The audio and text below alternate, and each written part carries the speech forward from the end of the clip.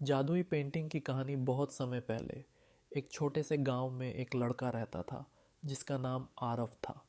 आरव साधारण परिवार से था, लेकिन उसकी कल्पना असाधारण थी। उसे पेंटिंग करना बहुत पसंद था। वह अक्सर गांव के पेड़ों, तालाबों और पहाड़ों को देखकर उन्हें अपनी तस्वीरों में उतारता, लेकिन उसके पास केवल एक पुराना ब्रश और कुछ गिने चुने रंग थे। एक दिन वह गांव के पास जंगल में टहल रहा था। अचानक उसे एक पेड़ के नीचे चमचमाती हुई कोई चीज़ दिखाई दी। वह पास गया और देखा कि यह एक पेंट ब्रश था। यह साधारण ब्रश नहीं था। इसकी चमक ऐसी थी जैसे इसमें जादू छुपा हो।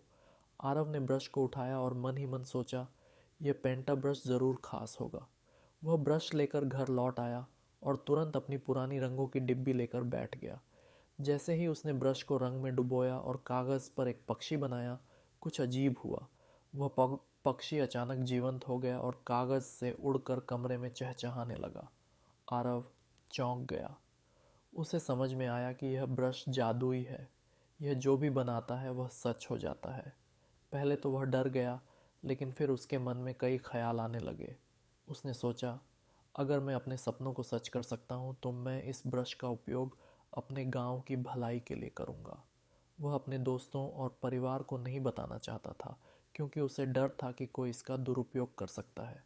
अगले दिन उसने ब्रश से एक सुंदर पेड़ बनाया और वह पेड़ तुरंत उसके आंगन में उग आया, हरे भरे फलों से लदा हुआ।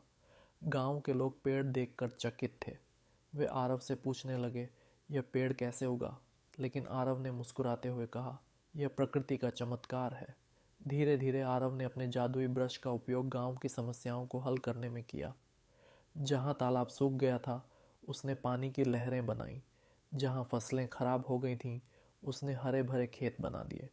गांव के लोग आरव को भगवान का दूत मानने लगे, लेकिन किसी को उसकी असली ताकत के बारे में पता नहीं था। फिर एक दिन गांव में एक लालची जमींदार आया।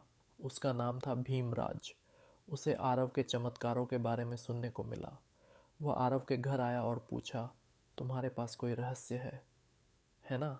आरव ने झूठ बोलते हुए कहा, नहीं, मैं बस मेहनत से काम करता हूँ। लेकिन भीमराज को उसकी बातों पर यकीन नहीं हुआ। रात के समय भीमराज ने आरव के घर में चोरी से झांका और जादुई ब्रश देख लिया। वह समझ गया कि सारी ताकत इसी ब्रश में है। अगले ही दिन उसने आरव को धमकी दी और ब्रश छीन लिया। अब ब्रश भीमराज के हाथ में था।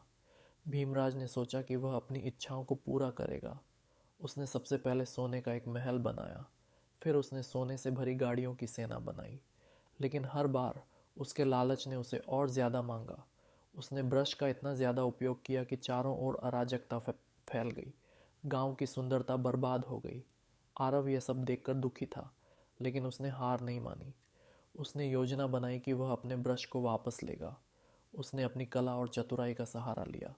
एक रात जब भीमराज सो रहा था, आरव ने एक साधारण पेंटिंग बनाई। उसने एक विशाल भेड़िए की तस्वीर बनाई जो भीमराज के महल में प्रवेश करता। जैसे ही पेंटिंग पूरी हुई, भेड़िया सचमुच महल में पहुंच गया। भीमराज डर के मारे भागने लगा। इसी अफरा तफरी में आरव ने मौका पाकर ब्रश वापस ले लिया। ब्रश वापस पाकर आरव ने फैसला किया कि वह अब इसका उपयोग सावधानी से करेगा। उसने गांव को फिर से हरा भरा बना दिया, लेकिन इस बार उसने ब्रश को गहरी पहाड़ी गुफा में छिपा दिया ताकि कोई भी इसका दुरुपयोग न कर सके। गांव में फिर से शांति लौट आई। लोग आरव को और भी प्यार करने लगे, लेकिन उन्हें कभी पता नहीं चला कि असली जादू क्या था। आरव ने सबको सिखाया कि मेहनत और एकता से ही असली चमत्कार होते हैं। और इस तरह जादुई ब्रश की कहानी खत्म होती है, लेकिन यह हमें सिखाती है कि ताकत का सही उपयोग ही असली जीत है।